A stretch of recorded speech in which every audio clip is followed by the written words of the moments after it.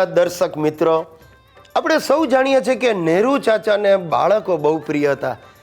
હંમેશા ચાચા નહેરુ કહેતા કે બાળકો ભગવાનનું સ્વરૂપ છે. પણ એ જો ભૂલે ચૂકે મારા હિતિયાને મળ્યા હોત ને, તેમના વિચારો બદલાઈ જાય.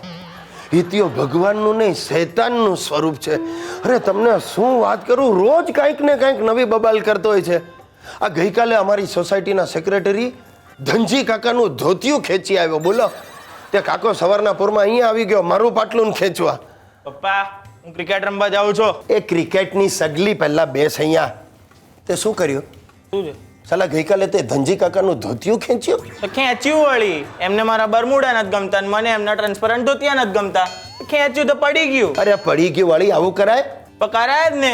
તો ધનજી કાકાને કહી દેજો મારી સાથે મગજ મારી ના કરે, તો હું એમની સોપારી આપી દઈશ. એ સોપારી વાળા, હજી તારા દાંત સોપારી ચાવવા જેટલા મજબૂત નથી થયા ને તારે ગામની સોપારી આપી? પણ એ ધનજી કાકો મારી ઉડાવ કરે છે, ઉતારી પાડે છે, જેમ તેમ બોલે છે મારી સામે. શું બોલે છે? જો વાંદરાનો દીકરો આવ્યો, જો વાંદરાનો દીકરો આવ્યો. એની જાતને. અને મારી હટી ને હે ને તો એનું આવી બનશે, સમજજો. અરે બેટા, આવું બધું ના કરાય. ગમે તેમ તો એ વડીલ છે. અને વડીલો અમને જેમ બોલે એમ ચલાવી લેવાનું. અરે ભગવાન, હવે તું મોટો થયો હિતિયા. એ યાર તમે નક્કી કરો ને. કાલે કે તું નાનો છે ત્યાંથી બાઇક ના ચલાવે, આજે રાતોરાત મોટો કરી દીધો. અરે હિતિયા, હું તને કેમ સમજાવું? અત્યાર સુધી સમજાવ્યો જ છે. મમ્મી કહેતી હતી કે પિક્ચર જોવાથી બગડી જવાય. પોતે દરરોજ બપોરે પિક્ચરો જોવા જાય છે. અને તમે ખોટું નહીં બોલવાનું. પોતે નીચે જમીને આવો છો અને મમ્મીને કહે છે પેટમાં દુખે છે. આ તમારા કારણે જ હું બગડ્યો છું. એની જાતને. હિતિયા, આઈ એમ સોરી. બસ મારે સોરી બોરી સાંભળવું જ નથી ને. આ તમારી જોડે વાત કરું છું ને ત્યારે મારી મગજની નસો ચડી જાય છે. આ હું જાઉં.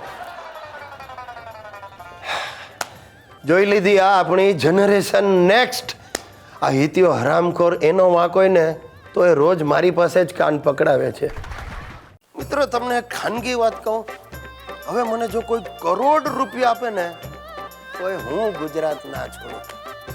પહેલાં મને ઘણીવાર એમ થતું કે કમાવા માટે બીજે જવું જોઈએ, પણ હવે તો ગુજરાતમાં જ કમાવાની કેટલી તકો છે. પહેલાં એમ થતું કે મોજ-શોખ કરવા માટે તો બીજે જ જવું પડે, પણ હવે તો દેશ વિદેશથી લોકો અહીંયા ગુજરાતમાં મોજ-શોખ માટે આવે છે. અને એટલે જ આપણું ગુજરાત હવે વાઇબ્રન્ટ ગુજરાત તરીકે ઓળખાય છે. અને હું રંગીલા ગુજ્જુભાઈ ગિરીશ કુમાર તરીકે ઓળખાઉં છું. થોડા દિવસ પહેલાં ખરું થયું, એક ગજબ બનાવ બની ગયો. આ બાપુજી મંદિરે દર્શન કરવા ગયા હતા અને આ ધોમધકતો તડકો, એમાં એમને ચક્કર આવી ગયા.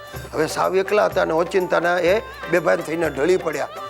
હવે કોઈક ભલા માણસે આ જોયું, એણે તરત 108માં ફોન કર્યો. સાહેબ ફટ દઈને એમ્બ્યુલન્સ આવીને ઊભી રહી ગઈ.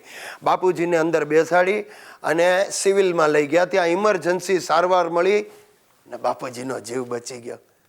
ને તો સાચું કહું, આજે હું બાપ વિનાનો થઈ જાત.